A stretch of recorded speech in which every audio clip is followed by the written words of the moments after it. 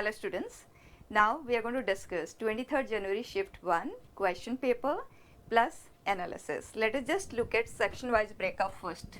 Calculus there were 9 question, algebra 9 question, coordinate vector 3D trigo 7 question, more or less same as 22nd January. And chapter wise if you look at sets, there wasn't any question, relation 1 question on number of relation level 1, function 1 question, in bracket we have written PYQ best, okay. One question which is on range, and level 2 means little writing is involved, okay. Then ITF, one question which is simplification based, it is direct, and limit continuity and differentiability, one question PYQ based, it is level 1. Likewise if you look at total of 9 question, more or less all the chapters are covered. Integration there are 2 questions, rest all 1 each, most of them are PYQ based. Differential equation question, variable separable form, level 1 it is, sets there isn't any question. In the same way if you look at algebra, almost every chapter is covered, just the determinant matrices there are 2 questions on system of equations and adjoint, same right, 22nd January जैसा ही है. And binomial theorem में number of rational terms के ऊपर based था, sequence series AP के ऊपर based. Straight line there are 2 questions, and look at after really a long time there is a question on pair of lines, that too involving homogenization. Very simple process, okay. One of them is direct, second one is little writing is involved, okay. Circle no question, parabola ellipse hyperbola 1 question PYQ based, direct. Vectors there are 2 question, one is little lengthy. 3D 1 question PYQ based, little writing is involved. Trigonometric function which is based on identities, okay, 1 question direct. तो अगर हम देखें तो section wise मोर और less same है. Number of questions based on PYQs अगर आप देखें तो 1 2 3 4 5 6 7 8 9 10 11 12 13 14 15 16, मोर और less the same. Paper 1 22nd Jan में 15 क्वेश्चन, पेपर 2 में 14, here it is 16. So average remains to be that same 15, okay. Let's just go ahead with question discussion. First question on definite integration. बच्चा immediate hint मिल रहा है, we have composite function, child function में भी log का presence है, 1/x dx का भी प्रेजेंस है, तो immediately t is equal to log x. हमने डायरेक्ट सब्सटीट्यूशन के बारे में पढ़ा हुआ है. जब भी कंपोजिट फंक्शन आता है तो चाइल्ड फंक्शन का सब्सटीट्यूशन करना होता है, और अगर फंक्शन लॉग को इन्वॉल्व करता हुआ है तो सबसे पहले आप लॉग को ख़त्म कर दें, ठीक है. सो t is this, dt is 1/x dx. We have presence of 1/x dx. This will form dt. Now our question is e power. ये t है तो t square plus 1 whole power minus 1. Let me write it as t square plus 1 upon here e power 1/t square plus 1, and this is e power 6 minus t whole square plus 1 का reciprocal, like this. Done.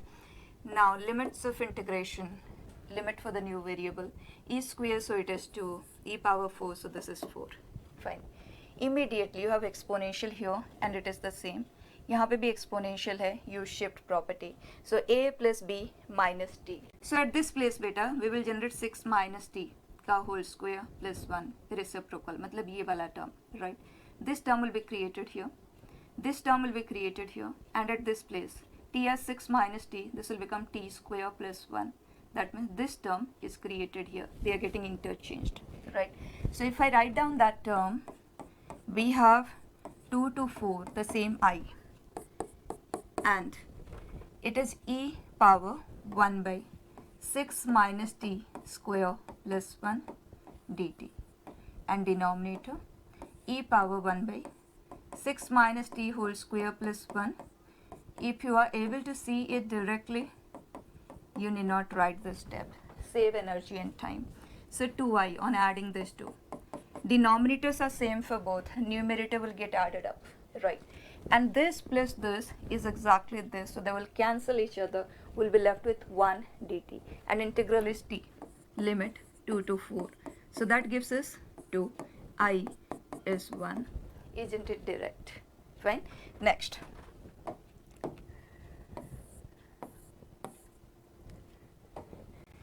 It says if the function defined in 3 branches. K1 and K2 are the unknowns. It says it is continuous at x equal to 0, then what are values of K1 and K2, and then calculate this. Fine. So left hand limit at x equal to 0 should be right hand limit at x equal to 0, and both should be equal to the function value at x equal to 0, which is 4. Fine. For left hand limit, we need to take care of this. X tends to 0. This is 0, 0, 0, 0 by 0 form it is. You can use LHL comfortably, or you may even use standard limit. Let us use standard limit. So we have 2, and then sine K1 plus 1. You need not write this step, but since we are discussing, I am writing down things in detail. This upon x. Numerator, this is 0, this is 0. Both are individually 0, so I have segregated. Fine. So sine mx by nx. Sine mx by nx. X tends to 0. We know x coefficient ratio. Fine. So can we write this to be 2 times of K1 plus 1 plus K2 minus 1. 1 gets cancelled, and that should be equal to the function value at 0. So 2 unknown that we have, 1 equation we have generated. K1 plus K2, 2 gets cancelled, is equal to 2. 2 unknown, first equation we have generated. Fine. Now come over to the right hand limit. We want that also to be 4.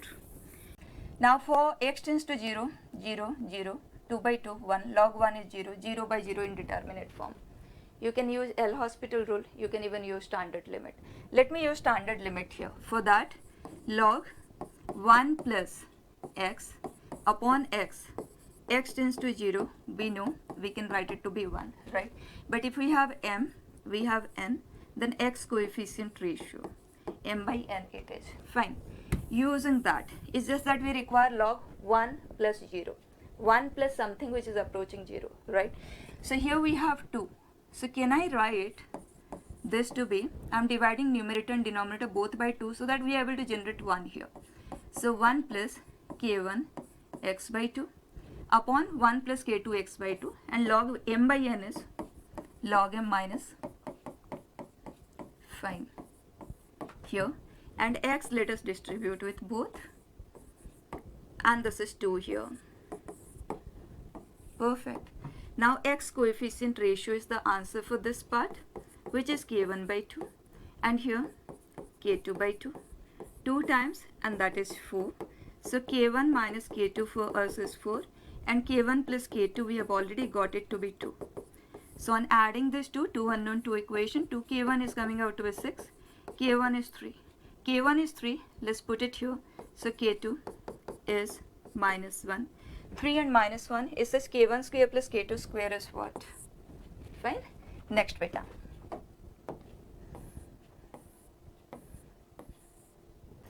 It says let a curve y is equal to f of x passes through the points this and this. This point has an unknown. If the curve satisfies the differential equation, this is variable separable form of equation, then value of k is what? So clear line of action, variable separable form, will solve it, will generate an integration constant. Using this, we'll be able to find that constant. After that, in place of x, we're going to put this, we'll be able to solve for value of k. Take. So here, directly let's just separate the variables. Okay, so here, towards dy, let us shift this. Towards dx, let's shift this. So 2 e power 2x, 7 plus e power 2x is equal to dy, y plus 3. Perfect. E power 2x, function of e power x. We immediately take t to be e power x. Here we have e power 2x, so we'll consider this to be t. But some constant in addition or subtraction will prefer to include that in the substitution process. So e power 2x plus 7, we get dt to be 2, e power 2x dx, we have that here. So dt by t log mod, mod is not required because this is already is positive.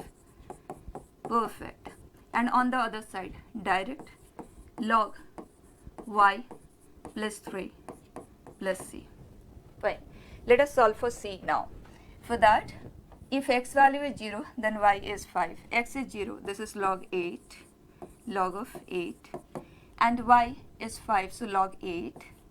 So value of c is 0, c is 0. So we got the solution to be this. Now it says, in place of x, if we put ln 2, then what is y? Okay, in place of x, this 2, so ln 4, e power ln 4 is 4, so we get this to be log 7 plus 4, 11 is log y plus 3. So y plus 3 mod is 11 is plus minus 11. So y is equal to 11 minus 3, that is 8, or minus 14. And out of these options, fine. Next beta.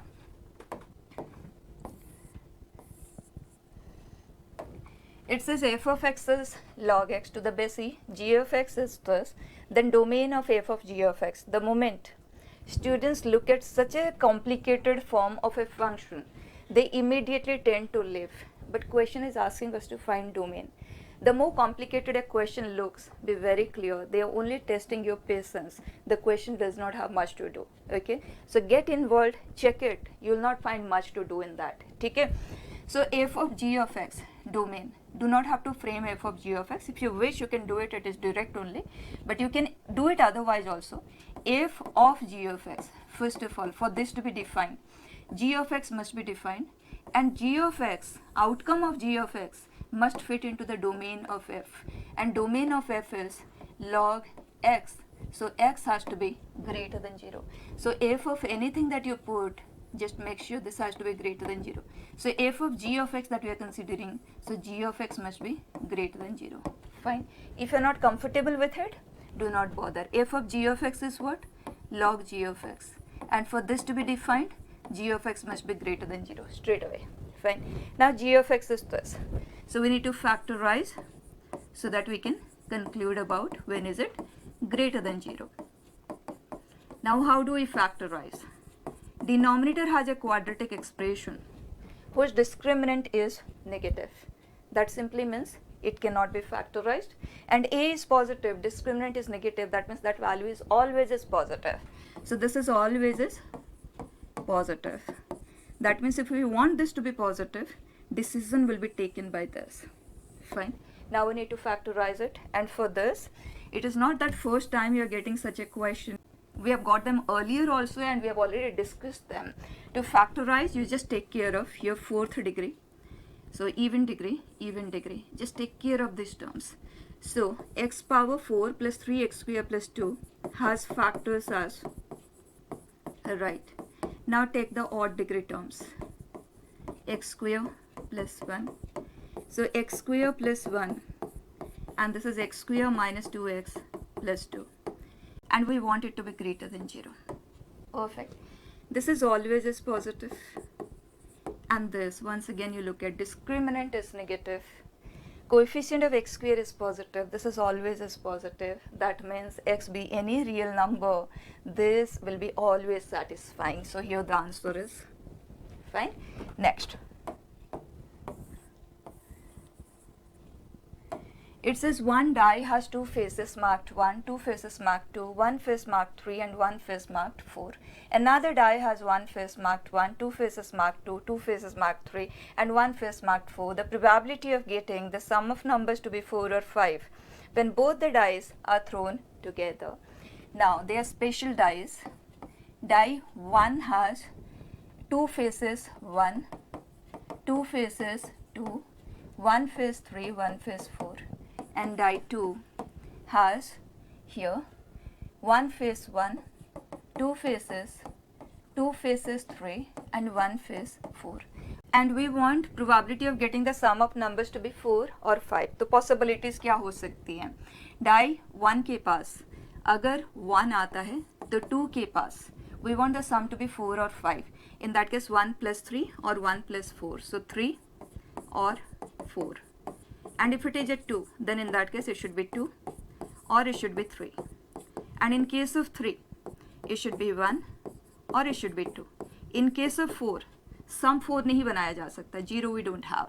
So it should be, right, we want probability. So 1, 3, probability is what? Getting 1 on the first die, it is 2 by 6. And 3, 2 by 6 here. 1 on the first dice, 2 by 6, 4, 1 by 6. you can even do one thing, 1 on the first dice, here 3 or 4. So 1 on the first dice, it is 2 by 6. On the second, it could be 3 or it could be 4. So put together, it is 3 by 6, like this. Fine. Same way, here first dice, 2. So it is 2 by 6. Second, it could be 2 or it could be 3. So 4 by 6 here. Put them together. 3 on the first. So 1 by 6. 1 or 2. So 3 by here. 4 and 1. So 1 by 6. We have 36 for all. So do not have to simplify individually. Okay. So let's just add them. 36 in the denominator. We have 6 plus 8, which is 14. Plus 3, 17. Plus 1, 18. Let us simplify. 1 by 2. Fine. Next beta. System of equations where all the coefficients are unknown. Past year में questions है इस तरह के. करने का तरीका क्या होगा यहाँ पे? यहाँ हम एलिमिनेशन की कोशिश नहीं करेंगे. Rather will immediately take D because it has infinitely many solutions. So D is bound to be 0. From here will be able to solve for all possibilities of lambda जो डी को 0 बना पाए.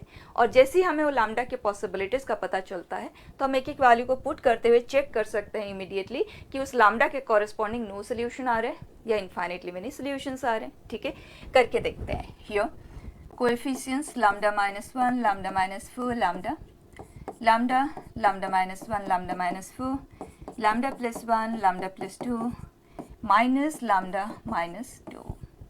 We want it to be 0. आप directly expand करना चाहें कर सकते हैं, जो मैं बिल्कुल भी पसंद नहीं करूँगी. Rather will use properties of determinant to simplify them. ठीक, तो लैम्डा को अगर हम कैंसिल करना चाहें, R2 as R2 minus R1 and R3 as R3 minus R1. तो इससे हमें फर्स्ट रो तो नहीं इफेक्ट होगा. This remains the same. This minus this, this minus this, this minus this, this minus this, this minus this, this minus this. Right. अब अगर आप चाहो तो एक्सपांड कर दो, लेकिन यहाँ पे 1 है तो 2 है, डबल है ना, ये है तो ये डबल है. तो एक काम करते हैं, फर्दर हम इसे फिर से सिंप्लीफाई कर लेते हैं. R3 as R3 minus 2 R2. So lambda -1 first row में हमने कोई चेंज नहीं किया, सेकेंड रो में भी कोई चेंज नहीं. तो 2 टाइम्स ऑफ दिस यहाँ से सब्ट्रैक्ट होगा. 2 times of this that is -8. इसमें से हम सब्ट्रैक्ट कर रहे हैं. सो +6. परफेक्ट. अब इस रो के हेल्प से हम इसे एक्सपांड कर देते हैं. ऑल पॉसिबल लैम्डास का पता चल जाएगा हमें. Look at. So -2 lambda +6 into here 3 lambda -3 minus lambda +4. So from here lambda is 3 और यहाँ से हमें मिल रहा है lambda to be 2 lambda is -1. Right. अब देखते हैं इनमें से कौन सा लैम्डा है जो हमें इनफाइनाइटली मिनी सोल्यूशन देगा. तो इसके लिए एक एक लैम्डा का वैल्यू हम कंसीडर करते हुए चलते हैं. Lambda is 3.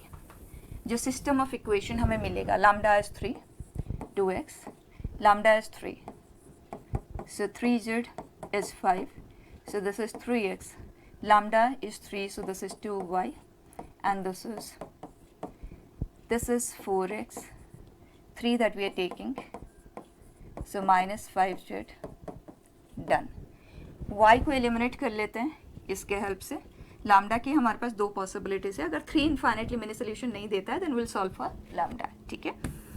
और वैसे यहाँ पे अंडरस्टूड है लैम्डा का वैल्यू -1/2 तो होगा नहीं, the way the options are being given, क्योंकि माइनस आप पुट करोगे तो एक फ्रैक्शन में रिजल्ट आएगा. तो अंडरस्टूड है कि वो 3 के कॉरेस्पॉन्डिंग ही होगा एंड उसके कॉरेस्पॉन्डिंग जो हमारा वैल्यू आएगा दैट इज 9 + 3 12. बट कंफर्म करना तो बनता है ना. तो इसके लिए हम y को एलिमिनेट कर देते हैं. 2 times of this plus this, 2 times of 1, so what we get is 7x. 2 times of this plus this is 17. Okay. अब इन दोनों की हेल्प से करते 5 times of this plus this, so 14x. y cancel हो गया. 5 times of this plus this, 5 times of this 25, so it is. अब अगर आप इन दो इक्वेशन को देखें दो अननोन में, तो a1/a2 is b1/b2 is c1/c2. That means x and Z के इन्फाइनेटली मेनी सोल्यूशन है, तो कॉरेस्पॉन्डिंगली सिस्टम के पास भी इन्फाइनेटली मेनी सोल्यूशंस ही है. फाइन. नेक्स्ट. और इसी तरह से ने बच्चे लैम्डा इज इक्वल टू -12 के लिए आप खुद जरूर चेक कर लेना.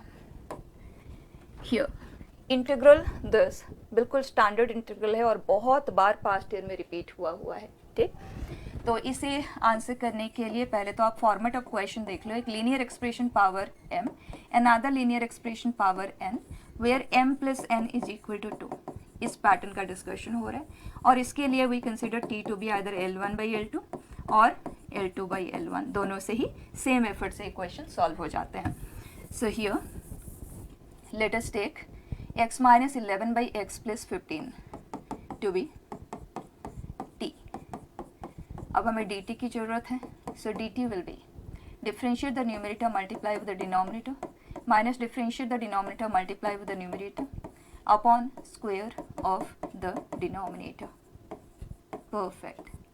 तो ये आ गया 26 अपॉन x प्लस 15 का स्क्वायर dx. फाइन. अब हमने t जैसे लिया है ना बच्चा x माइनस 11/x प्लस 15, तो एक काम करते हैं x प्लस 15 हमने डिवाइड कर दिया इस पावर के साथ, तो मल्टीप्लाई भी कर देते हैं. तो x प्लस 15 का ये पावर से मल्टीप्लाई करें तो एक्सपोनेंट्स ऐड हो जाएंगे और ये 2 ही है.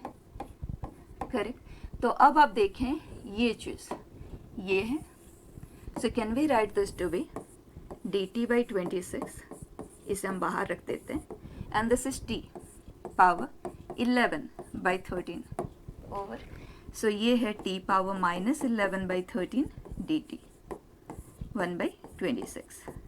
तो ये t power n dt t power n plus 1/n plus 1, तो 1/26 t power 2/13 upon 2/13 plus c over.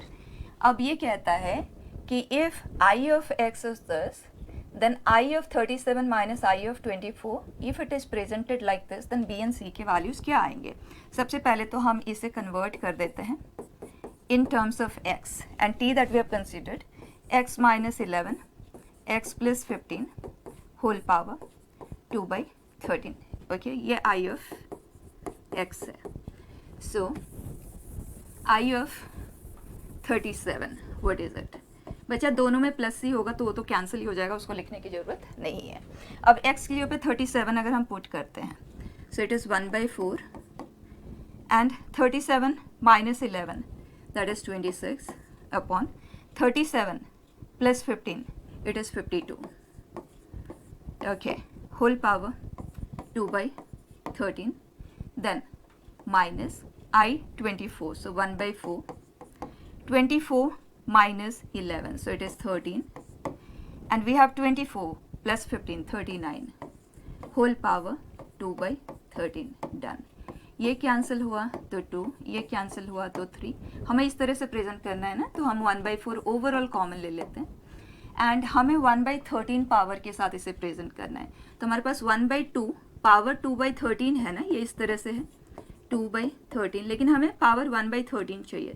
तो ये 2 स्क्वायर का पावर 1/13 हुआ ना, मतलब 4 का पावर हुआ. और उसी तरह से ये 1/3 पावर 2/13 है, हमें 1/13 पावर चाहिए, मतलब वो 9 का पावर है. Right. Here then the question says b plus c 3 times. So बच्चा b plus c for us is 4 plus 9 which is 13 3 times. So it is ठीक है. नेक्स्ट.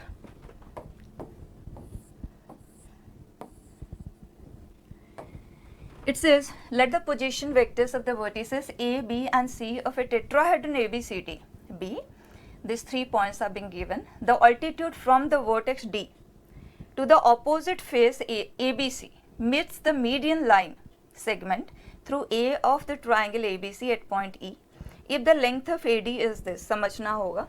देखें यहाँ ABC ये एंड D पॉइंट यहाँ से ऑल्टीट्यूड ड्रॉप हुआ, तो इसने ABC फेस को जहाँ भी कट किया है line segment through A of triangle ABC at point E. Okay, तो ये पॉइंट हो गया E और ये point particularly median line segment through A पे लाई कर रहा है, तो मीडियन मतलब इसे बाइसेक्ट करती हुई। परफेक्ट, ये कुछ नाम दे देते हैं एम। डन। अब आगे देखें, this is tetrahedron.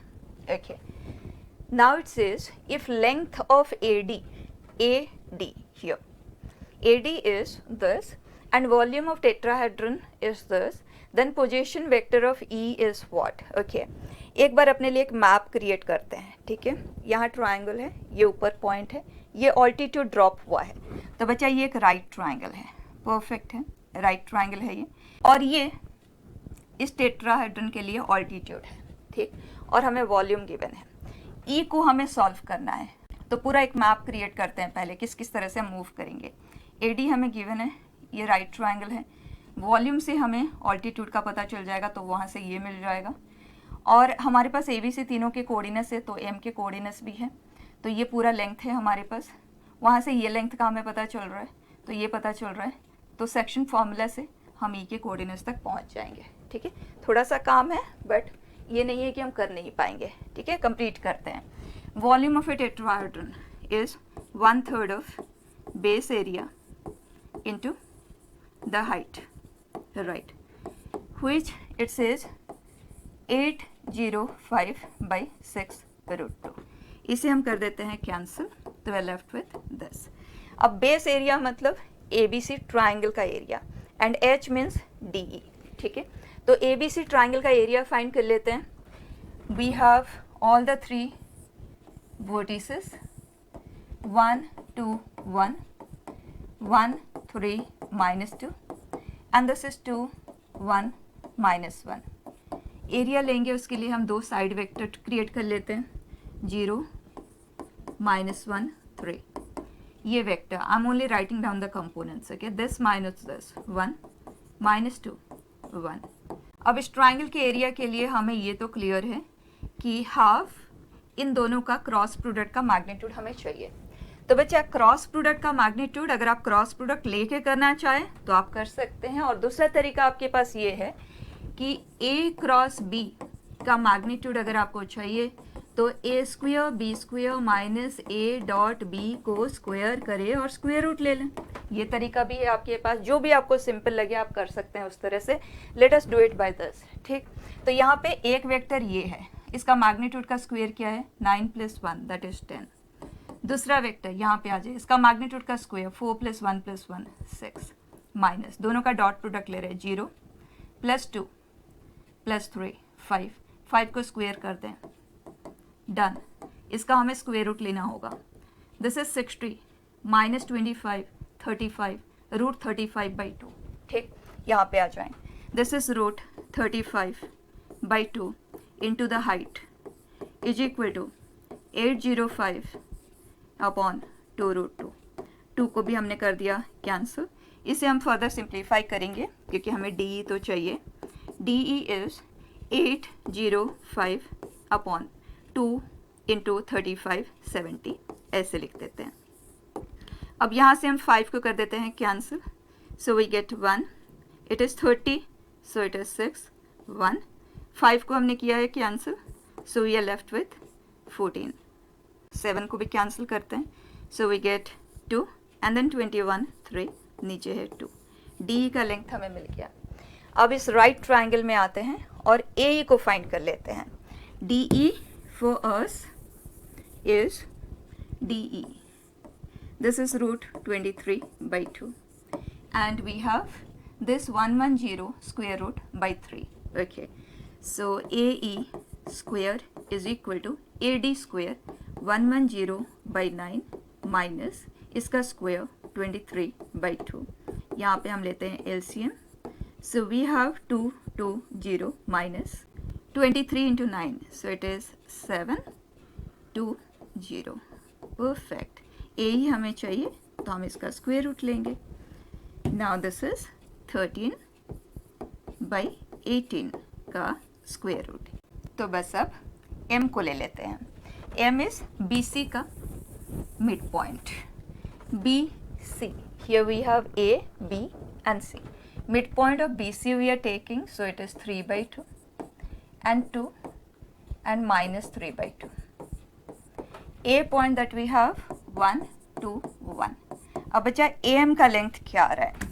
Distance between 2 points करते हैं 1/4 plus 0 and this is 1 minus of minus 3/2 which is 5/2, so 25/, and this is 26/4 जो कि है राइट और इसको अगर आप देखें ना 9 into 2 है, so we can write this to be this. तो अब आगे हमें इसको सॉल्व करने के लिए सेक्शन फॉर्मूला की जरूरत है, तो दिस इज टू दिस चाहिए। तो बेटा टोटल जो AM है वो ये है और AE है 1/3 ऑफ AM है, ठीक है, तो ये हो जाएगा 2/3 ऑफ AM है ना, 1/3 of AM is this, so 2/3 of AM is this, so this is to this अगर हम करेंगे तो ये 1:2 है। तो 1:2 रेशियो ऑफ डिवीजन से हम सेक्शन फॉर्मूला अप्लाई कर देते हैं 1:2, ठीक।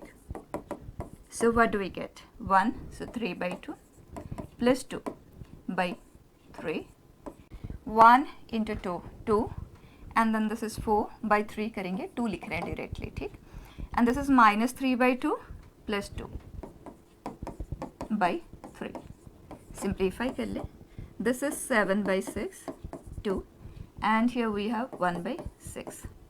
अब चेक कर लेते हैं, अगर हमें सभी में से 1/6 को कॉमन लेना है तो this is 12/6, so we have 7i cap plus 12j cap plus k cap into 1/6, ठीक है। थोड़ा सा राइटिंग इन्वॉल्व है लेकिन करने के लिए ज़्यादा कुछ नहीं है। हियर मैट्रिसेस पे है एडजॉइंट एंड इनवर्स को इन्वॉल्व करता हुआ, if A, B and this are non singular, ये क्लियरली कह रहा है कि they are invertible, wherever you need their inverse take use.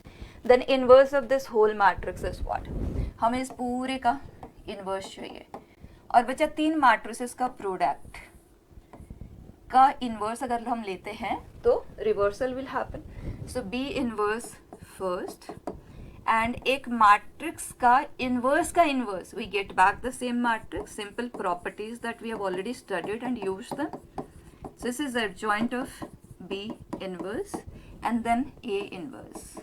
अब डिस्ट्रीब्यूट कर देते हैं दोनों तरफ से, ये प्री पोजीशन पे जाएगा और ये पोस्ट पे, सो B inverse adjoint of A inverse into A inverse, इसके साथ यहाँ पे आएगा B inverse as a prefactor, adjoint of B inverse into A inverse, and we have studied any matrix multiplied with its adjoint, यहाँ पे B inverse का adjoint तो नहीं है लेकिन A inverse का adjoint है, तो any matrix multiplied with its adjoint किसी भी ऑर्डर में हो, चाहे P into adjoint of P है या adjoint of P into P है, this will give us date value of that matrix into I, पढ़ा हुआ है।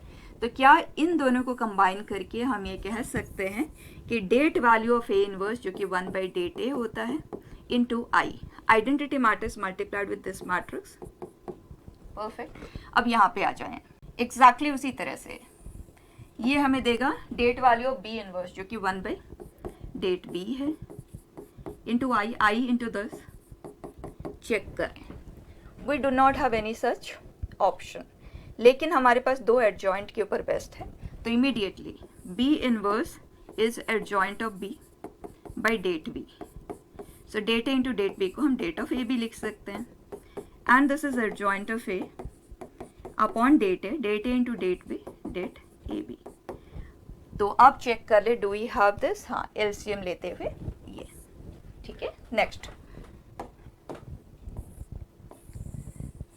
It says let R be a relation defined on the set this, then minimum number of elements needed to be added in R so that R becomes an equivalence relation। equivalence मतलब reflexive, symmetric, transitive, all three। अब सबसे पहले तो हम इसे reflexive बनाएंगे, for that 1 1 है नहीं तो हमने add किया, 2 2 भी नहीं है add किया, 3 3 है, 4 4 नहीं है तो हमने 3 ordered pairs तो add कर दिया। उसके बाद हमारे पास 3 3 पहले से ही है एंड 1 2 है और हमें सिमेट्रिक बनाना है तो 2 1 तो चाहिए, तो हमने एक और ऐड किया और 2 3 गिवन है और 3,2 हमें डालना होगा ताकि सिमेट्रिक बने, तो हमने एक और ऐड कर दिया। अब चेक करते हैं क्या जितना हमें गिवन था उसके हेल्प से जो हमने क्रिएट किया है रिफ्लेक्सिव एंड सिमेट्रिक को बनाते हुए, क्या वो ट्रांजिटिव भी बन रहा है या कुछ एक्स्ट्रा ऐड हमें करना पड़ेगा। और ट्रांजिटिविटी चेकिंग के लिए इन ऑर्डर्ड पेयर्स को इन्वॉल्व करने की तो जरूरत ही नहीं होती है, सिर्फ इसे देखें 1,2 ये 2 पे खत्म हुआ, 2 से स्टार्ट हुआ, तो 1,3 तो चाहिए, तो ऐड कर देते हैं। 1,3 को ऐड किया तो सिमेट्रिसिटी डिस्टर्ब ना हो इसीलिए पेयर में ही वो आएंगे, तो 2 more that we have added. अब चेक करें 1,2 2,3 1,3 जो कि है 2 से स्टार्टिंग हमारे पास ये भी है, 1,1 वो है, 2 से स्टार्टिंग और कोई नहीं है, मतलब ये ऑर्डर पे ट्रांजिटिविटी को पास कर रहा है। अब 2,3 पे आए, 3 से स्टार्टिंग हमारे पास ये है और ये है, तो 2,2 जो कि है, इसके लिए 2,1 वो भी है, तो इसने भी पास किया। 1,3 पे देखें, 3 से स्टार्टिंग हमारे पास ये है, तो हमें 1,2 चाहिए जो कि है हमारे पास, तो इसने भी फुलफिल किया। वैसे 3 से स्टार्टिंग ये भी है, 1,1 जो कि है। अब 2,1 1 से स्टार्टिंग ये है, 2,2 जो कि है, और 1 से स्टार्टिंग ये है, 2,3 वो भी है, इसने भी फुलफिल किया। 3,2 2 से स्टार्टिंग ये है, 3,3 वो है, 2 से स्टार्टिंग ये भी है, 3,1 वो है, तो फुलफिल किया। अब इसकी बारी आ गई, 1 से स्टार्टिंग हमारे पास ये है, तो 3,2 जो कि प्रेजेंट है, 1 से स्टार्टिंग ये भी है, 3,3 प्रेजेंट है, और कोई है नहीं, मतलब सारे के सारे ऑर्डर्ड पेयर्स ने ट्रांजिटिविटी टेस्ट को पास किया, तो ये इक्विवेलेंस रिलेशन बन गया है। और नंबर ऑफ ऑर्डर्ड पेयर्स जो हमें ऐड करना पड़ा दे आर 7। ठीक है, next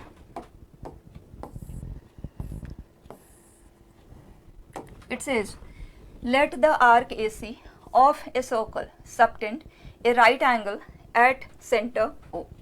Okay, here arc center O पे 90 degree, perfect. If the point B on the arc AC divides the arc AC such that length of arc AB is to length of arc BC, B यहाँ पे कहीं है, arc length 1:5 है, तो जो angle होता है वो directly proportional to the angle at the centre is directly proportional to the arc length, है ना। तो अगर आर्क लेंथ का रेशियो 1:5 है तो एंगल भी 1:5 ही होगा, तो we have total as 90 degree. 90 degree का अगर हम 1:5 रेशियो करते हैं तो 1/6 ऑफ 90 डिग्री which is 15 degrees here and 75 degree हो गया ये। ठीक, आगे बढ़े। फर्दर इट सेज अगर हम OC वेक्टर को OA एंड OB के हेल्प से लिखें तो अल्फा एंड बीटा के वैल्यूज क्या आएंगे, परफेक्ट। तो इस तरह के सिचुएशन में ना बेटा, without the loss of generality आप फ्रेम ऑफ रेफरेंस को इंट्रोड्यूस कर लें, जहाँ कहीं भी आपको कैलकुलेशन सिंपल लगे ना उस जगह पे आप लोकेट कर दें फ्रेम ऑफ रेफरेंस को। So I consider this to be XY plane, this to be x axis, this to be y axis. Radius of the circle हमें गिवन नहीं है क्योंकि उसका कोई रोल नहीं है, तो आप रेडियस को 1 यूनिट लेते हुए कर सकते हो या r ले लो इन जनरल, ठीक है। तो let me consider r, by that ये है r, 0, ये है r cos 15 degree, r sin, और ये है आवाज वेक्टर्स। OC वेक्टर इज मैं कंपोनेंट्स की फॉर्म में लिखूंगी, ठीक है, 2 डायमेंशनल वेक्टर है क्योंकि हम XY फ्रेम में इसे डील कर रहे हैं, तो R J कैप है सच, ठीक। I will prefer to write in terms of ordered pairs, alpha times of OA vector and beta times of OB vector, R cos 15 degree, R sin। अब components along the same direction must be equal, ठीक। तो इधर 0 है और इस तरफ alpha R, beta R cos 15 degree, R से आप दोनों तरफ डिवाइड कर दें तो हमारे पास अल्फा एंड बीटा 2 अननोन है, एक इक्वेशन ये है, ठीक। अब y वाले कंपोनेंट पे आ जाएं तो R is equal to this is 0, यहाँ से हमें मिलता है R beta sine 15 degree, R को कर देते हैं कैंसिल, जो कुछ भी हो नॉन जीरो ही है। Now beta from here we get 1/sin 15 degree, और बच्चा साइन 15 डिग्री का वैल्यू जैसे याद है वो डायरेक्टली लिख लें, और जिसे नहीं याद है उसके लिए भी कोई प्रॉब्लम नहीं है, हम इसका यूज ले सकते हैं। This will give us sine A into cos B minus cos से इंटू साइन बी, जो कि है √3 - 1/2 √2, ठीक है। अगर ज़रूरत पड़ेगी तो हम राशनलाइज करेंगे, अभी के लिए तो ऐसे ही रहने देते हैं। और वैसे भी अगर आप देखें बीटा को हमें जहाँ पुट करना है ना वो √3 - 1 के साथ ही है, तो अगर डिनोमिनेटर में होगा तो कैंसिल आउट हो जाएगा, बेटा रहेगा, तो हम बीटा को ऐसे ही रहने देंगे। बीटा का वैल्यू हमें मिल गया now we require value of alpha, तो उसके लिए alpha is equal to minus beta cos 15 degree. Beta का वैल्यू है कॉस 15 डिग्री भी आप निकाल सकते हैं, या तो आप डायरेक्टली कर लें, beta is 1 by sine 15 degree, तो 1 by sine 15 degree we can write it as cot 15 degree. अगर आप कॉट में हैंडलिंग में कंफर्टेबल नहीं है तो इसका आप कॉम्प्लीमेंट्री एंगल ले लें और टान में कन्वर्ट कर दें, ये तो हम कर सकते हैं। और इसे हम लिख सकते हैं to be 45 degree plus 30 degree, तो क्या आ जाएगा minus 1 plus 1 by root 3 upon 1 minus 1 by root 3, LCM लेके सिंप्लीफाई करें तो ये बन गया परफेक्ट। हमारे पास अल्फ़ा एंड बीटा दोनों के वैल्यूज हैं, दैट्स इट, और कुछ हमें चाहिए नहीं। अब पुट करते हैं और आंसर करते हैं। This is value of alpha, यहाँ आ जाए, this is minus root 3 plus 1 upon root 3 minus 1 plus root 3 minus 1, beta ये है 2 रूट 2 अपॉन रूट 3 माइनस 1, इसे तो हम कर देते हैं कैंसिल, ये दोनों साथ में मिलके बनाते हैं 4। देखिए यहाँ पे रैशनलाइज करने की ज़रूरत है तो करते हैं, रूट 3 प्लस 1 का whole square by 2, so this is 4 plus 2 root 3 by 2, 2 को कर देते हैं cancel, so minus 2 minus root 3 और ये है प्लस 4, सो ओवरऑल 2 माइनस। ठीक है, नेक्स्ट थोड़ा सा इसमें भी राइटिंग इन्वॉल्व है, otherwise elementary. It says let this be the equation of a circle with center at C if the area of the triangle whose vertices are at the points thus center of the circle C है तो हमें solve करना होगा C को, and this is 11 square unit, then alpha value is what? Direct question है। अब बच्चा इस सर्कल का सेंटर निकालने के लिए या तो आप जेड में वर्क कर लें, या अगर आप जेड में कंफर्टेबल नहीं है तो एक्स एंड वाई में वर्क कर लें, बट बिफोर दैट यहाँ पे कॉन्जुगेट है, तो कैन वी से इस पूरे का अगर हम कॉन्जुगेट ले तो ये जेड में कन्वर्ट हो जाएगा, और हमें पता है किसी भी कॉम्प्लेक्स नंबर का कॉन्जुगेट का मॉड लिया जाए या विदाउट कॉन्जुगेट मॉड लिया जाए, it's one and the same thing. तो कॉन्जुगेट पे वर्क ही क्यों करें, इस पूरे का अगर हम कॉन्जुगेट लेते हैं तो ये आ गया और इसका ये आ गया, ठीक है, और मॉड पे वर्क करते हैं तो हमेशा स्क्वायर करते हुए करते हैं, तो जेड प्लस आई, जेड को हम एक्स प्लस आई वाई ले लेते हैं या प्योरली जेड पे भी वर्क कर सकते हैं, ठीक है, बेटर है एक्स प्लस आई वाई ले लेते हैं plus i, so this is x plus i y plus 1 mod का स्क्वायर, इसे हम डिस्ट्रीब्यूट कर रहे हैं, 2z minus i that is 2x plus 2y minus 1 square is 1/9, cross भी करेंगे साथ में, तो 9 times of x square plus y plus 1 का whole square is equal to 4x square plus इसका square that is 4y square minus 4y plus 1।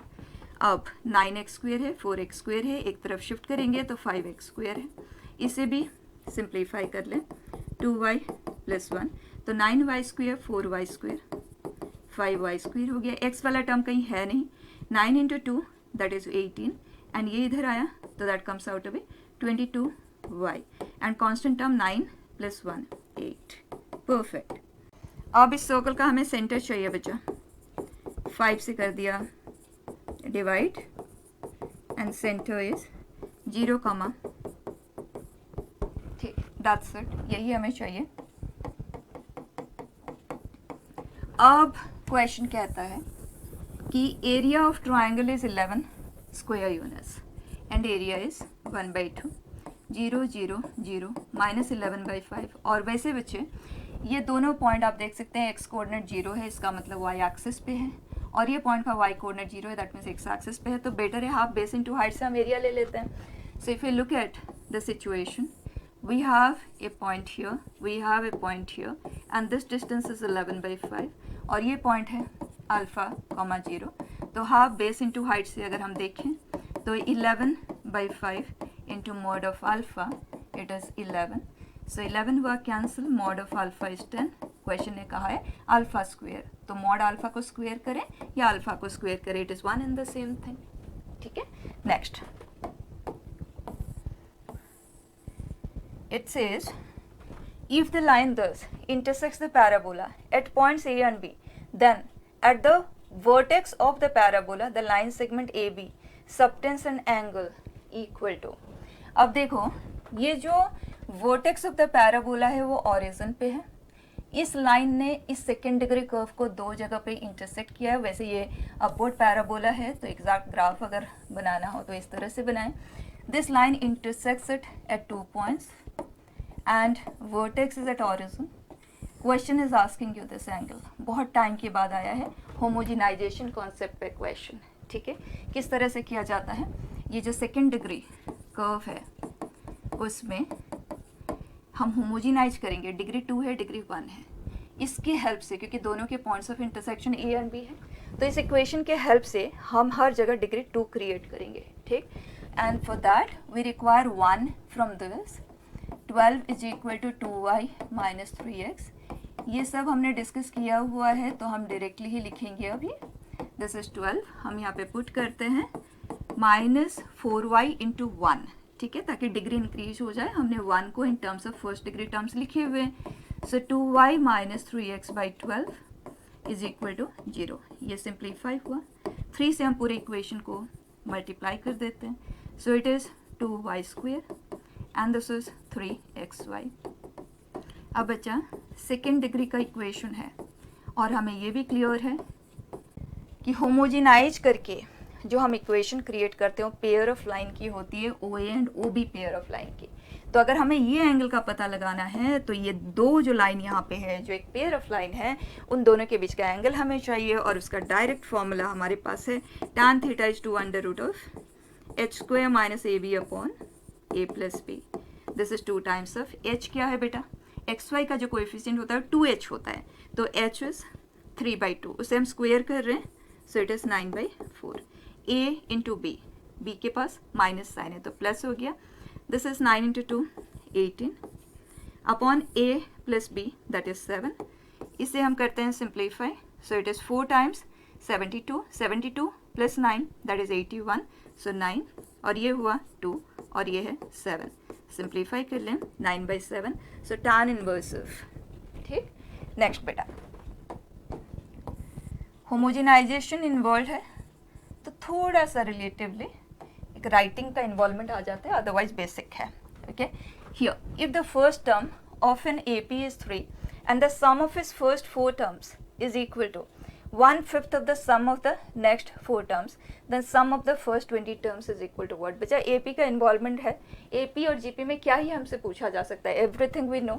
So first term of the AP is 3 and sum of his first 4 terms, okay, first 4 terms 2a plus 3d is equal to 1/5 of sum of the next 4 terms, मतलब term 5 term 6 इस तरह से हमें 4 terms का सम लेना है, okay. So that is n/2 2a, a is this, okay, जो कि है a plus 4d, 2 times of this, so 2a plus 8d plus n-1 into d। Simplify कर लें, ये हुआ कैंसिल, 5 को हम इधर क्रॉस करते हैं, so 15d is equal to 2a plus 11d, so 8a plus here 4d, so can we say d is equal to 5। ये रिलेशन हमें इस इंफॉर्मेशन से मिल पाया है। आगे बढ़ते हैं, it says first term is 3, तो d का भी पता चल गया, which is -6। then sum of the first 20 terms which is n/2 2a plus n-1 into d। Simplify कर लें, 6 को हम ले लेते हैं कॉमन, बेटर रहेगा, सो इट इज़ 20 इंटू 6/2, 6 हमने कॉमन लिया तो -18 that we are left with, इसे हम कर देते हैं सिंप्लीफाई, इसी को कैंसिल कर देते हैं 9, so what we get 9 into 6 which is 54, 54 into 2 108, so it is 1080 with a minus sign, ठीक है। नेक्स्ट बेटा, it says the number of words which can be formed using all the letters of the word daughter, so that all the vowels then never come together. All the vowels are not together direct, and if you look at the letters, there is no repetition, and number of letters that we have 1 2 3 4 5 6 7 8 total letters, and vowels we have 3 vowels, 5 consonants. Okay, it says all the vowels are not together. So complement case of all the vowels are together. So it is total arrangement minus all vowels are together, put the vowels together, treat it to be a single object, 5 plus 1, total 6 objects, arrangement. You are supposed to calculate this. So 6 factorial I am taking out in common. I am left with 8 into 7, which is, and here we have 3 factorial. So this is 50 and this is 720. So this is 3, 6, 72 and 2 more zeros. Fine. Next, very elementary question. This is another direct question. The value of this cot. So cos 10 degree, cos 70 degree, sin. So LCM if we take sin 10 degree, sin 70 degree upon sin 10 degree, sin 70 degree. Here we have sin 70 degree. This gets cancelled. Cos A into cos B minus sin A into sin B is cos A plus B. And 10 and 80 degree are complementary. So this is sin 10 degree, cancelling. Okay. Next beta. It says marks obtained by all the students of class 12 are presented in a frequency distribution with classes of equal width. Let the median of this grouped data be 14 with median class interval 12 to 18 and median value is 14. This is the median class. Okay, and median class frequency is 12. Frequency is 12. If number of students whose marks are less than 12, that means cumulative frequency of the class preceding the median class is 18. Okay, then the total number of students, if that is n, then what is it? Direct formula, median is what? Lower limit of the median class plus n by 2 minus cumulative frequency of the class preceding it upon frequency of the median class into width of the median class, that is 18 minus 12, 6. Simplify. This is 2. N by 2 minus 18 by 2, so it is 4. So n by 2 is shifted this side. Value of n is 40. Direct. Okay. Next. It says, let P be the foot of perpendicular from point thus on the line thus, then area of the right angle triangle PQR where R point is given. See, P point is the foot of perpendicular that we can find. Q point is being given, R is being given. So triangle PQR, all three vertices are known. So we know how to find area, half cross product of two side vectors magnitude, right? But question specifically has mentioned to make your work easier that it is a right triangle, so you can use half base into height. It's just that you have to identify where that right angle is formed. ठीक है, तो complete करके देखते हैं. Foot लेने का direct formula भी मैंने बताया हुआ है, लेकिन जिन्हें याद नहीं है या वो कंफर्टेबल नहीं है तो बेसिक वे में भी कर सकते हैं. इस लाइन पे इस पॉइंट से हमें फुट चाहिए, तो इस लाइन पे लाई करता कोई भी point in terms of A parameter अगर हम लिखें, it is 7k + 3 -k + 2 -2k -1, right. अब ये वेक्टर यहाँ अननोन है ना, तो इस डायरेक्शन में ले लेते हैं. दोनों का जो डॉट प्रोडक्ट है ये बी वेक्टर है, direction vector, which is 7 -1 -2 as its component. तो this vector dot product with this vector should be 0. के का वैल्यू हमें वहाँ से मिल जाएगा, तो उसके हेल्प से will be able to solve for coordinates of P. ठीक, कंप्लीट करते हैं. So this minus this 7k, this minus this minus this, dot product with this vector. So 7 times of this, which is 49k minus 49, minus 1 into this and 4k. Okay, 49k, k, 50, 54. 54k, this 54. Okay, value of k is 1. So by that this point is 10. K for us is 1. k for us is 1. Point हमें मिल गया. Now we don't need all this. अब देख लो, we have p point which is 10, 1, minus 3. q point we have 10, minus 3, minus 1. And r point is 3, minus 2, 1. Okay. अब question ने कह दिया है राइट एंगल ट्राइंगल है, तो राइट एंगल किस जगह पे बन रहा है, तो आप डॉट प्रोडक्ट से चेक कर सकते हो, या तो आप डिस्टेंस लेते हुए कर लो. डिस्टेंस लेंगे तो ये एडवांटेज मिलेगा कि कुछ नहीं तो एरिया निकालने के लिए हम हेरॉन्स फॉर्मूला का यूज तो ले ही सकते हैं. ठीक है, तो P Q length is what 0, here 4 का स्क्वायर एंड हियर 2 का square, square root of. Okay, now let's take P R. P R is what here 7 square, 3 का स्क्वायर, 4 का square. Okay, so 49 plus 25 root 74. अब Q R ले लेते हैं विच is 7 का square, 1 and 2 का स्क्वायर जो कि है 4, and this is square root of 54. इन तीनों में सबसे बड़ा साइड ये है, इसका square is this square plus this square, तो क्लियर हो जाता है राइट एंगल क्यू पे बना है. तो अगर क्यू पे बना है तो half base into height, half P Q into Q R, so half root 20 and Q R that we have is this जो कि है रूट 54. अब सिंप्लीफाई कर लेते हैं इस फॉर्म में, तो 2 को तो हम यहीं पे कैंसिल कर देते हैं बेटा, ये रूट 5 है, और अगर हम यहीं पे 5 से मल्टीप्लाई कर देते हैं तो this is okay, so square root of 270 is our answer. तो इसे हम लिख सकते हैं ना 9 इंटू 30, सो 3 रूट 30. ठीक है, नेक्स्ट बेटा it says x values are in second quadrant, specific interval को ध्यान देना. cos inverse of this is simplified, then what do we get? Fine. बच्चा cos से या cos inverse है तो cos a into cos b plus sin a into sin b अगर हम जनरेट करते हैं तो this is cos of some angle alpha ले लेती हूँ और ये sin ऑफ दैट एंगल होगा.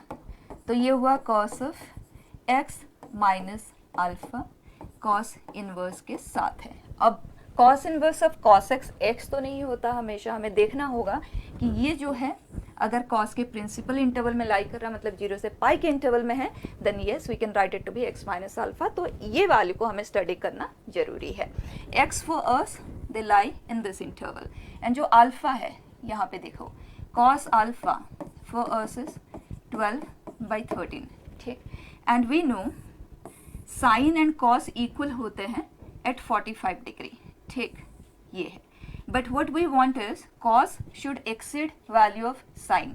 That is possible only when, क्योंकि ये sin है, ये value से exceed करे, that is possible for angle which are between 0 to 45 degree. तो यहाँ पे ये clear हो जाता है कि जो अल्फा का value है that is 0 to pi/4 और x हमारे लिए ये है.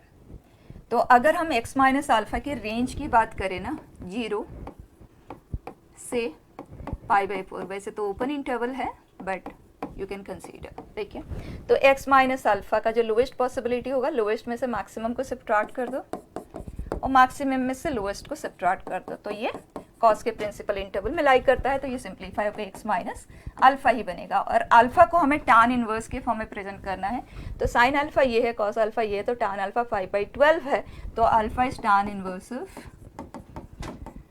5/12. चेक कर लें x माइनस. ठीक है, next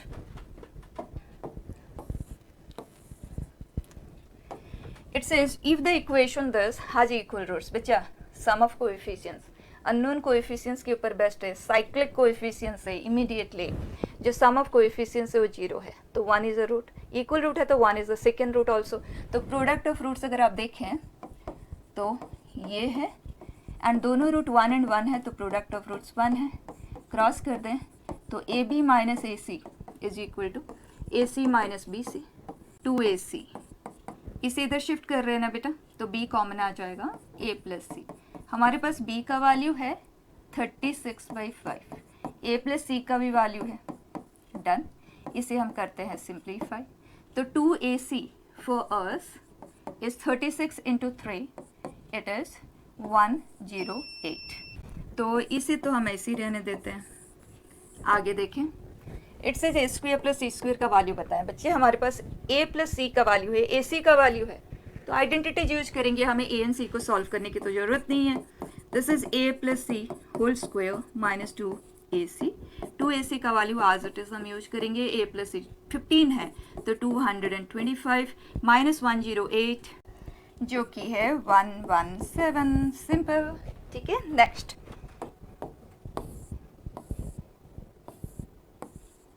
it says let circle C touch the line and have center on positive x-axis and cut off a chord of length thus along the line.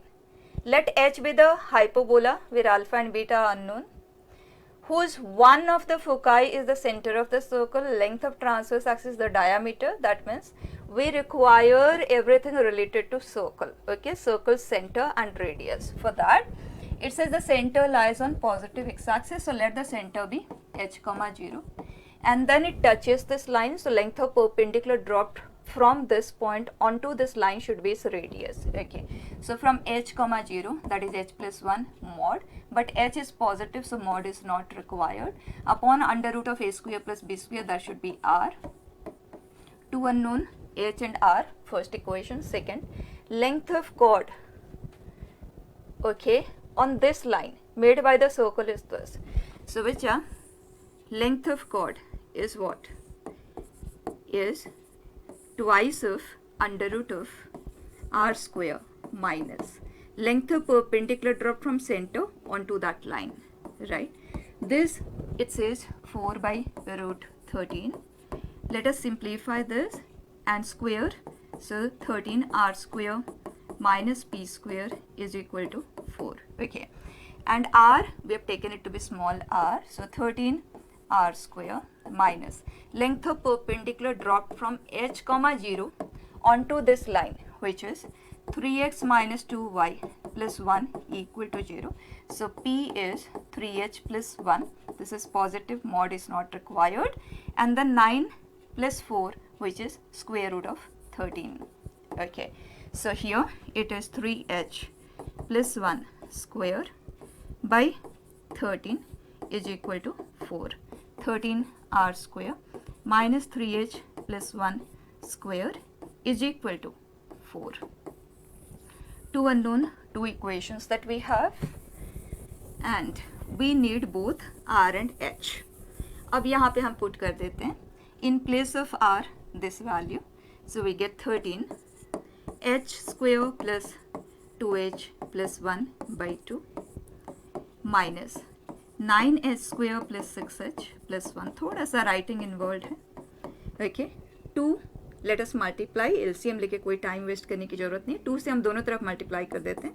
So 13h square and at the same time bracket भी open कर रहे हैं. So it is 18h square 12h minus 2 is equal to 2 से हमने multiply किया है, ध्यान रखते हुए करना है. सो माइनस 5h स्क्वेयर, ये दोनों कंबाइन हो गए, and here we get plus 14h, and these two together we get 11, and then minus 8, so it is plus 3. So 5h square minus 14h minus 3. Values of h factorize करते हुए कर लेते हैं. 5h square plus h minus 15h minus 3. So h minus 3, 5h plus 1 are the factors. तो बच्चा h का value या तो minus 1 by 5 है या 3 है. h पॉजिटिव है तो h value is 3. So h is 3, यहाँ पे पुट कर देते हैं. सो 4 by root 2, so r is 2 root 2 and the centre is 3,0.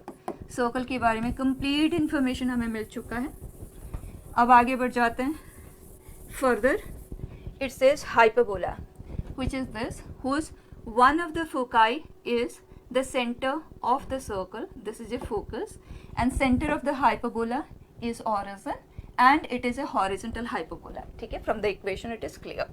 And one of the focus is this, that means AE is 3, and length of the transverse axis is the diameter. 2A is the diameter, that is 2r. So A is r, that is 2 root 2. तो ये है बेटा 2a² and hyperbola के लिए b² होता है a² e² minus a². So 2a² minus 3a² minus a² plus 3 times of a² e². So a² for us is 8. 3 times of square ये है 9. So this is 27 minus 8 and answer is, ठीक है, direct. Next. The sum of all rational terms in the expansion of this. यहाँ 2 power 1/3 है, 3 power 1/2. इसे अगर हमें rational बनाना है तो इसे हमें पावर 3 के मल्टीपल में असाइन करना होगा, लेट इट बी 3 अल्फा, और इसको 2 के मल्टीपल का पावर देना होगा, लेट इट बी 2 बीटा. तो ऑटोमेटिकली इसके पास भी कुछ ना कुछ तो पावर आएगा ही, और तीनों एक्सपोनेंट्स का जो कंबाइंड फॉर्म है that should be 6 and all 3 should be whole numbers. ये होता है हमारा रिक्वायरमेंट.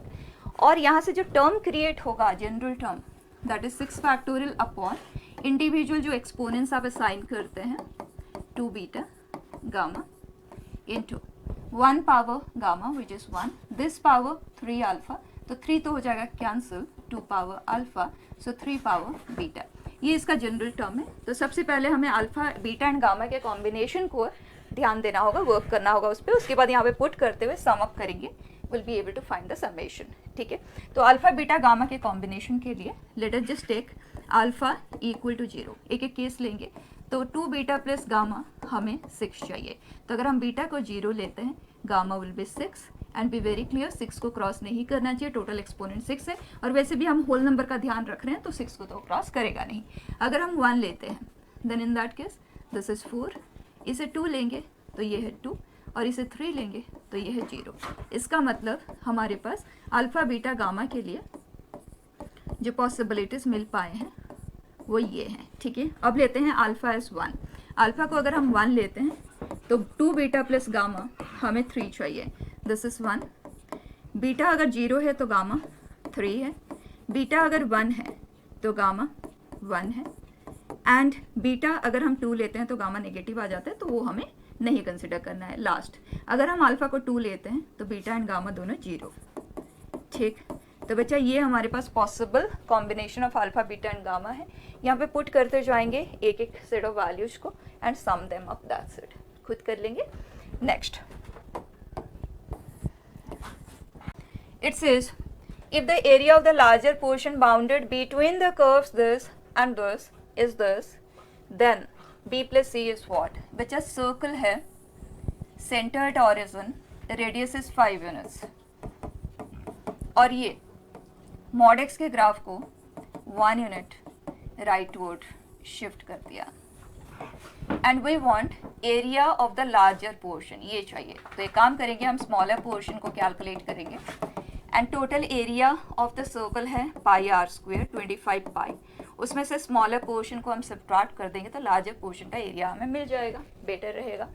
तो उसके लिए हमें पॉइंट्स ऑफ इंटरसेक्शन चाहिए होगा. तो इसका और इसका पॉइंट ऑफ इंटरसेक्शन लेते हैं. y ये है, y की जगह पे ये पुट करते हैं, स्क्वायर कर रहे हैं. तो मॉड x माइनस 1 को स्क्वायर करें या x माइनस 1 को स्क्वायर करें, एक ही बात है. तो ये y square minus 2x plus 1 and this is 25.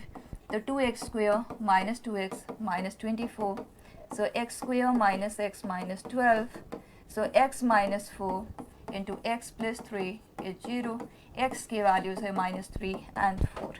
हमें y कोऑर्डिनेट में कोई इंटरेस्ट नहीं है, बस यही चाहिए था, इनफ है. ठीक, अब एरिया इंटीग्रेशन लिख लेते हैं. ठीक, उसके लिए upper y minus lower y. y क्या है ऊपर? Square root of 25 minus x square. Perfect. So it is 25 minus x square minus the lower function is this.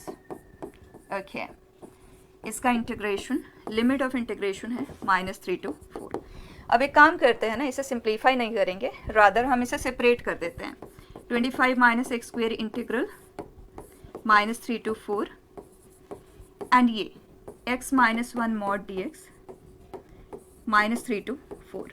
ये जो इंटीग्रल है इसको हम सिंप्लीफाई करके इंटीग्रेट नहीं करने वाले हैं, rather will find the area directly. ठीक, -3 से 4 के इंटरवल में area bounded by this with x axis, मतलब ये.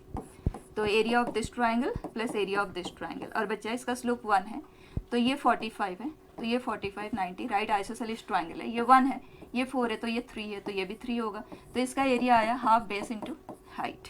उसी तरह से ये 4 है, तो ये भी 4 होगा, तो इसका एरिया आ गया half base into the height, तो ये कंबाइंडली 25/2 है, राइट। 9 + 16/2, 25/2 ये है। यहाँ से हम सब्ट्रैक्ट करेंगे। अब यहाँ पे आ जाते हैं, ये तो डायरेक्ट इंटीग्रल है, x/2 square root of 25 minus x square plus a²/2 sine inverse x/5। Limits है -3 to 4, 4 यहाँ पे पुट करते हैं तो 4/2 और ये आ जाएगा 3 एंड -3 भी साथ में पुट करते हैं तो प्लस आ जाएगा, ये है 4। अब यहाँ आ जाएं 25/2 sign inverse of 4/5 minus sign inverse of -3/5, तो प्लस में बन जाएगा साइन इनवर्स ऑफ 3/5, डायरेक्टली लिख दिया, ठीक। और ये तो एक प्रॉपर्टी हमने पढ़ी हुई है, sine inverse of x1 plus sine inverse of x2 where x1 and x2 both है positive and x1 square plus x2 square is equal to 1, that gives us π/2। तो इसे हम डायरेक्टली लिखेंगे टू बी π/2, अदरवाइज आप इसे cos inverse of 4/5 लिख सकते हैं and sign inverse of x plus cos inverse of x π/2 होता है। ये हो गया। अब पुट टुगेदर, ये 2 है तो 6 तो 12 प्लस 25/2 π/2, ठीक। ये है ये वाला पार्ट एंड देन -25/2, ये स्मॉलर पोर्शन है, लार्जर पोर्शन का चाहिए तो एरिया ऑफ द सर्कल में से ये पूरा हो जाएगा सब्ट्रैक्ट। अब देखें 25 π/4, तो ये आ जाएगा 75 π/4, ये दोनों हो गए combine and then this is -1/2 so plus 1/2। अब क्वेश्चन हमसे कह रहा है कि इसे 1/4 इंटू इस फॉर्म में प्रेजेंट करो, तो 1/4 को हम लेते हैं कॉमन, वी हैव 75 π + 2, इससे b + c क्या है, सो क्लियरली 75 + 2 दैट इज 77, ठीक है। Next last question, it says if the set of all values of a for which the equation this has 3 distinct real roots in the interval alpha to beta, then beta minus 2 alpha is equal to what। बच्चा इस तरह के question तो हम कई कर चुके हैं, अब बहुत से तरह से किया जा सकता है but will always prefer A graphical dealing. इसका ग्राफ हम बनाएंगे एंड इसका ग्राफ y = a है, दोनों हमें 3 डिस्टिंक्ट जगह पे इंटरसेक्टिंग चाहिए, तो ए का लोकेशन कहाँ होगा, ए का वैल्यू क्या होगा, ठीक है। तो इसके ग्राफ के लिए वैसे तो ये कॉर्ड फंक्शन है तो ऑपोजिट क्वाड्रेंट में ग्राफ सिमेट्रिकल आएगा और ये 0,0 से पासिंग ग्राफ है, लेकिन y' लेते हैं which is 15x² - 15 which is 15x - 1 × x + 1। अगर हम साइंस देखें तो पॉजिटिव नेगेटिव पॉजिटिव परफेक्ट है, तो अब इसका एक रफ स्केच हम तैयार कर लेते हैं। 1 पे इसका वैल्यू आ रहा है आज -10, ओके, तो इसके आगे ये है इंक्रीजिंग, उसके बाद ओरिजिन से पासिंग है एंड ऑपोजिट क्वाड्रेंट में सिमेट्रिकल है तो अंडरस्टूड है, तो -1 पे ये 10 पे ही होगा, ओके। ग्राफ कुछ इस तरह से है एंड इट सेज हमें चाहिए 3 डिस्टिंक्ट सोल्यूशन, तो y = a लाइन कहाँ होना चाहिए, यहाँ यहाँ यहाँ यहाँ यहाँ तक, राइट। ये एंड पोजीशन है open interval, so a should be -10 to 10। अब ये कहता है कि अगर अल्फा ये है बीटा ये है तो इट इज़ 10 + 20 30, ठीक। तो आप खुद देख लें क्वेश्चंस आपको कितने लेंथी लगे, मैंने क्लियरली पहले ही आपको बता दिया कितने क्वेश्चन हम इस पेपर में थोड़ा सा राइटिंग इन्वॉल्व वाले मिलेंगे, ऑलमोस्ट 3/4 है। Rest all are very direct and they are you can directly link them with PYQs and कुछ क्वेश्चंस तो ऐसे थे कि PYQs पे भी जाने की ज़रूरत नहीं, जैसे हम कॉन्सेप्ट थ्योरी कवर करते हैं उसके साथ ही हम उस लेवल के क्वेश्चंस करते ही हैं, ठीक है बेटा। सो क्लोजिंग इट हियर।